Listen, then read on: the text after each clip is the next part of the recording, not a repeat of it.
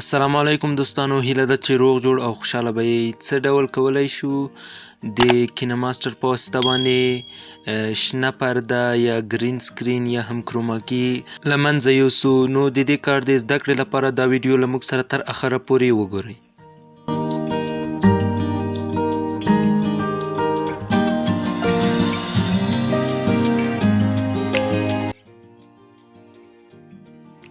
لومړی د کینماستر اپلیکیشن پرانیزو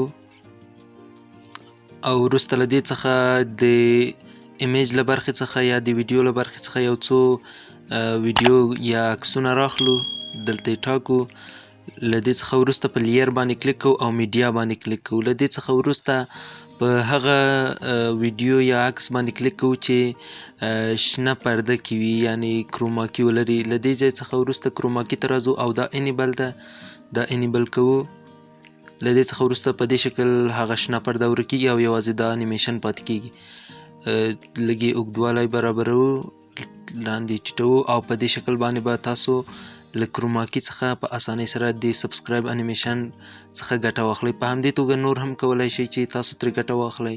نو ویډیو تر همدې ځای پورې وه، تر بلې ویډیو پورې ښې چارې او ښه ژوند.